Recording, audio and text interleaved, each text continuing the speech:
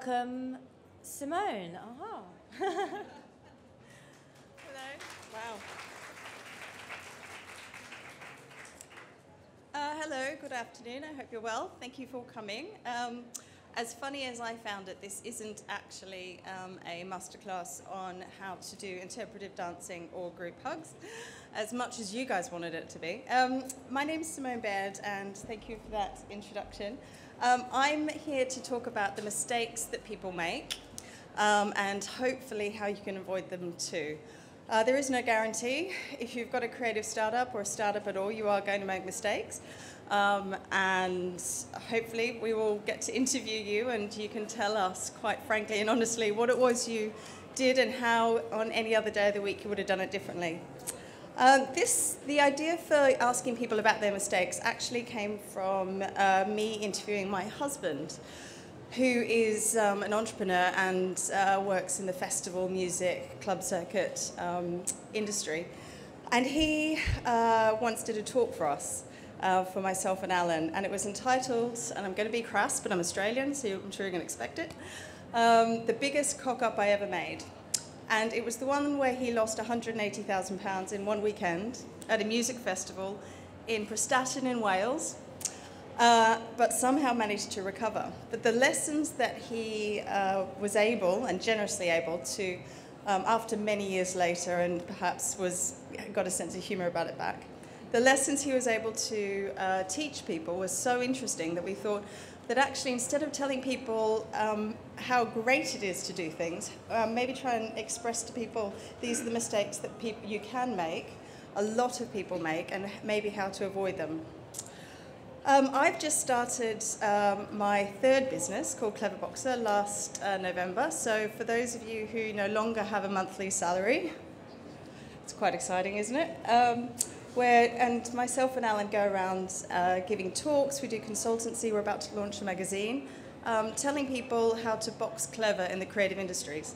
We couldn't possibly tell you how to create any of the incredible things that I've seen walking around here today. But hopefully we can give you a couple of tips about how to actually run your business and work processes that you need to get in place and all of the stuff that always goes to the bottom of your to-do list. You never get around to it. I'd like to make that the first thing that you do. If you ever make a to-do list, and it's usually things like sort your cash flow out, get a P&L, get an accountant, and it's the last thing you want to do. It really is. All you want to do is the fun stuff, the creative stuff. Whatever is at the bottom of your to-do list and you keep every day taking that over and over, that's the thing you should, obviously, it is the thing that you should look at first. We call that the Allergy Test. Who loves a financial spreadsheet? Who loves getting up in the morning and working out profit and loss, putting together an Excel spreadsheet to look at anyone? Yeah. If you want your business to succeed, you are going to need to get your head around spreadsheets and to, whilst not love it, at least understand it. The first mistake that most people make, and Alan and myself have spoken to hundreds and hundreds of people about the mistakes that they've made and all the things that they did right in their businesses. Alan and I come from the magazine world. We're both journalists, so we do ask a lot of questions, and I'm looking forward to asking many of you probably the same questions. The mistake that most people make, first of all, is not talking to people soon enough about your idea. So you've got this great idea, but you hold it really close because you know if you tell anybody about your idea, they're going to nick it. Pip Jameson, who launched The Loop, which she describes as LinkedIn for creatives in Australia. It's a fantastic site. It took like 75% of market share. When she did her first talk for us, 10 people came up, and one of them was quite serious about trying to see if he could do anything legally about it. They had that idea first. They had that idea 2 years ago. The only difference is that they had been going to the pub with their mates to talk about that idea or not talking about it at all. Pip had actually done something about it. If you have an idea, start talking to people about it. Start fleshing it out with them. The sooner that you can do that, the sooner it's actually going to get a life of its own, and the sooner you'll see if people really want it. holding on to that idea because you're terrified that someone's going to steal it can often be the first and last mistake, unfortunately, that you will make. And then when people steal your idea, people will copy. If you're doing something good and you're doing something right, people will copy, and they may even copy you word for word. We've often heard from people that they wish they hadn't spent 6 or 8 months and however much amount of money on legal fees, hammering home, trying to get somebody else who they felt was too close to their turf away from them. If you're doing well, if you're doing something that's great, people are going to mimic you. You have to innovate. I'd be very wary of spending a lot of money on legal fees. We did it when somebody copied a magazine that we did in Beirut. Middle East, IP, trademark, good luck. I wish we could have got that money back, but I wish we could have got that time back. So that thing about financial spreadsheets, cash flow will derail your business. Cash flow is not the same thing as profit, and that's not the same thing as turnover. Turnover, revenue, sales, money that's coming in, fantastic.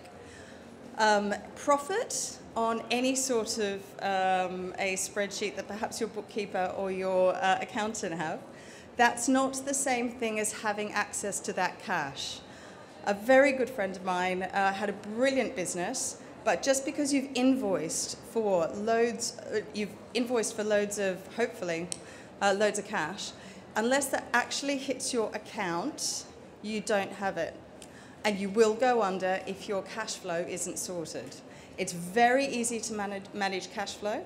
I understand that there's a very big department store that shall remain nameless, because I'm not sure if I'm legally allowed to say. If you want to be paid within, I think, 28 days of your invoice, you have to give them a 3% discount. That might actually be worth doing that if you've got money in the bank. Be very aware of how much access, how much cash you actually have. Because you can sit down and be as profitable as you like, but if you don't have access to the cash, it's incredible how quickly that you can go under. The next talk after me at 3 o'clock is on pop-ups. I would recommend that if you're going to do anything, you should try it and test it now. A lot of businesses spend too much money. If they've got any investment, they'll max out their credit cards, they'll borrow money from their parents, if you're lucky enough to have a mortgage, you'll get a second one, you'll sell whatever you can.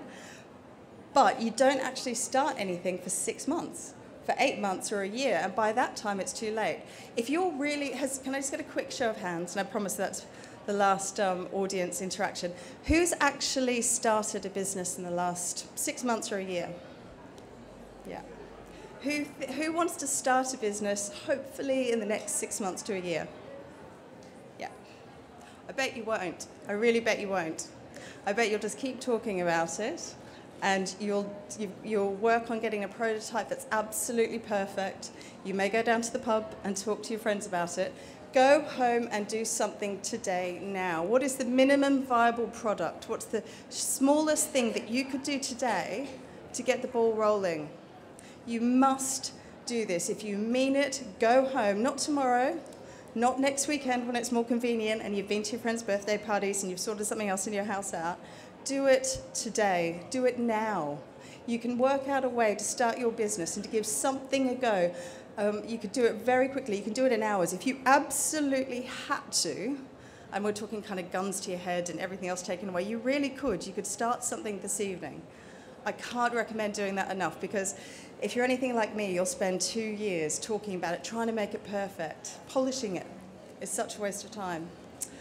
Getting bad advice. There are a lot of people, including myself, who would love to tell you what to do and how to do it well. There is such a thing as getting bad financial advice, legal advice, HR advice. It will derail your business. The Loop in Australia was a friend of Pip Jameson's, handed on an accountant's details. That accountant told them to structure their business as a business, basically as a family trust, because it would be more tax efficient. When they went to get investment, it cost her almost $100,000 and it nearly derailed her business to put it right. She should have got startup advice. If you're going to get any advice, and you should get, obviously, as many different quotes as possible from either financial, from accountants or bookkeepers, HR people, lawyers, you must go and get quotes, and you must get them in your industry. If I'm going to launch a magazine, that's completely different to launching a restaurant, which is completely different to launching handbags. You must get advice from people who are specialists in your industries. If they give you bad advice, your business probably can go under, and it will take you so long to fix it if you're lucky enough to be able to do so. Taking money much too soon. This was my mistake for my first startup. We were working with teenagers in London, and we came up with an idea for a subscriptions-based online model where teenagers would get to interview celebrities like Dizzy Rascal, Chipmunk, Jordan. And we thought it was a great idea. Someone offered us investment, and we're like, money, amazing, fantastic. We took the money, of course, and then we were crippled. We were crippled by having to pay it back. We were crippled by that person who's a great person really wanting to drive the direction of a business in the way that we didn't think it should go. If you don't need money, and obviously we all do, try not to take money until you absolutely have to. Every single person I've ever spoken to who's launched their own business says they took money too quickly. Live on the bare minimum that you possibly can, and then be very, very aware of what you're getting out of it. If people are going to give you money, it isn't just the cash. They should be a mentor. They should be ideally personally invested in your business. Excuse me. They should be personally invested in your business. What can they give to you? How can they help you and support you? And are they the right fit? If you're anything like me, you'll just take as much money as you can do, because obviously you've got rent to pay. But try and hold off on that. So many people take money too soon. So the creative bit is the fun bit. We get loads of ideas, and I'm sure that you've been walking around here today, just like I have, getting loads of other ideas about other businesses that you could start. And if you just did this, wouldn't that be fun? And, oh, this has just come up, and if you put 2 and 2 together, you get 4, and isn't that exciting? If you're in the creative industries, if you're doing anything creative, that's the fun bit. That is what you're good at. That's the best bit. That's why we're doing it. But you will get distracted, and you'll only ever maybe do the first, for example, 3 months of a project. You'll kind of muck around with it, see if it works, and then something else that's kind of more spangly and brighter will come up. Don't get distracted. Pick 1 or 2 things. Evaluate, absolutely evaluate, but try and put as much else to the side until those things have been seen through.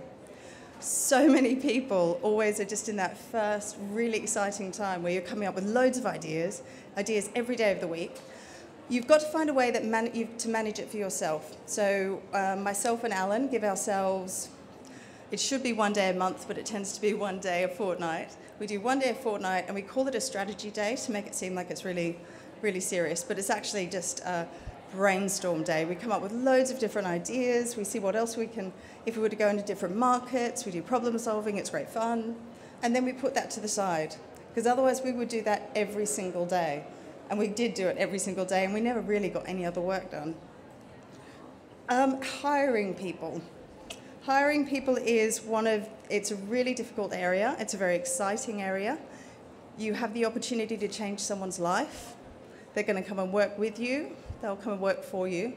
And there is nothing more exciting, I think, than working on or with a startup.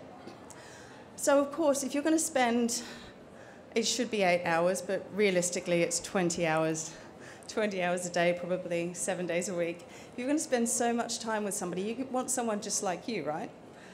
One of the biggest mistakes you can make is to hire people who are just fun to hang around. Hire people who fill you out. Hire people who are good at what you're not good at, and by the sounds of it, hire people who wake up in the morning for Excel spreadsheets. That would be a start. Hire people who are really good and enjoy the things that you don't. Maybe you need attention to detail people.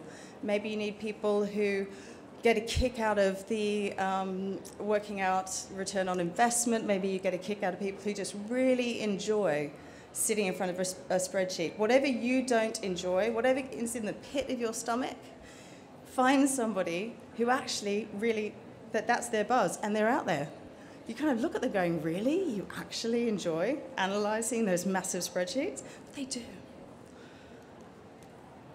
If you are hiring people, too many businesses go under when you made an incorrect hire, and it's not your fault, it's not their fault, but in an interview, whether it's a freelance, it's a contractor, it's a supplier, you think it's a really great fit, but then you start to realize it's not. But you know that you can fix it because you can fix anything. So you keep working at it, you keep trying to fix it, and all of your time is trying to get a square peg in a round hole. You have to cut yourself some slack. You have to also really cut them some slack. If for any reason it's not working, the sooner you let it go, the sooner you put your hand up and say, I'm really sorry, this isn't a fit. They may be friends with you. It's particularly hard when you're working with friends and you have to put your hand up and say, you're brilliant. I know we thought this was going to be amazing, but it's not working. You've got to cut it off soon. Have had friends who have had businesses where they've lost entire teams because when some person, and we've all done it, when you're at a gig, particularly if you're in a job and you thought the job was going to be amazing, you thought the job was going to be, you know, the turning point of your career, and you're not happy. Maybe there are personal things going on in your life, but if you're not happy, you can take a whole business with you. If you own the business and if you hired them, it is your job to fix it. And fixing it is often, unfortunately, saying, I'm going to put my hand up, this isn't working, how do we get you out? That is brutal, it's horrible, it's really hard, but the worst thing that you could do would be to let it get toxic, because that would affect everybody else. Who likes KPIs? Who knows what a KPI is? Commercial people love acronyms. I've never worked out why. KPI is a key performance indicator. So it's revenue, it's profit, it's how many bags you sell. But it is also an excellent, excellent way of making sure that you and the people that you're working with and the people who work for you are on the same page. One of the biggest problems is trying to tell, oh, this is another great, apologies, what does success look like? It's really difficult when you're trying to commission somebody, to brief somebody, ask somebody to do something, to delegate. It's really tough unless you use things like KPIs and make it really crystal clear what it is you want them to do, what success looks like, and then just get out of their way and let them find a way to get there. It's use numbers wherever possible, give clear deadlines. ASAP is not a deadline. You want noon on Friday. Really express as clearly as possible, ideally using either pictures or numbers, what you want them to do. And then you have a record of it. You can go back to them and say, well, hold it, this is a massive A3 poster in blue. I thought it was going to be tiny orange and A5. Their idea of what brilliant is and your idea of what brilliant is will be different, so you need to make it super clear. And do work processes, have work processes in place, and that actually, by having a few work processes in place in your business, how do you give people feedback? Do you have a weekly meeting where you discuss the things that are going to come up? Do you have a monthly feedback meeting? What about your suppliers? How are you going to how are you going to meet with them to make sure that you're both happy with the relationship and you're both on the same page with what success looks like? The last one, number 11, is probably the most painful.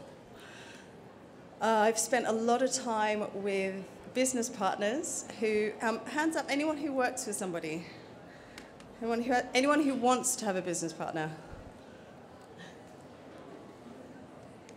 Business partners are great, definitely get one. Falling out with your business partner terrifies me, really terrifies me. Now that Alan and I have interviewed hundreds of people, it happens so often. You have people that you have been basically to hell and back with, sometimes several times a day, And it's in a really, really intense, close relationship, having a business partner and launching your own businesses. And then when it falls apart, you can't believe it's ever going to fall apart, but sometimes it does. So, apparently in Silicon Valley, they're now offering couples therapy for business partners, which initially I thought, well, that's hilarious and American, but kind of makes sense. If you've got someone you could work well with and can make money with, you probably want to try and sort it out. The advice I would have about how ideally not to fall out with your business partner is, again, to be really honest. The best advice someone ever gave me was that he has a meeting with his initially one, now two business partners every month, and it's a real warts and all, honest discussion about where they're at with their lives and their personal lives. What do they want out of the business? Are they going through a rocky time at home? Is one of them looking to have kids? Has one of them changed their mind that they're hoping that this lifestyle business that was going to pay them a decent salary and it was a really nice way to live, now they've actually decided that they want to try and grow the business to float the business? And so that was an entirely different journey that you want to go on.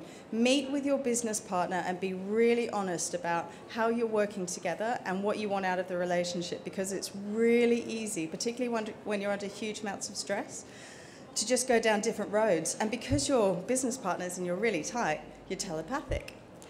Sometimes you're not. So you make assumptions, and sometimes they're not always right. But just be honest with each other. Sit down, have a monthly meeting for half an hour, discuss why it is you're doing what it is you're doing, and where you see yourself in 5 years' time. That 5 years' time conversation, lifestyle business, are you hoping to grow it remarkably and quickly? Do you want to float it? Do you want to get more partners in? Why are you doing it? What's the point of it? Do you want to maybe move to another country? Be honest with each other. And then hopefully you won't need to fly all the way to Silicon Valley to get couples therapy. I know it sounds really grim, but all of those things in about 5 minutes, you could handle each one of those things, and hopefully you won't have to face them yourselves. But thank you very much for coming. I wish you the very, very best of luck. And I look forward to all of you going home tonight to actually start your businesses if you haven't already. Thank you very much. Thank you very much.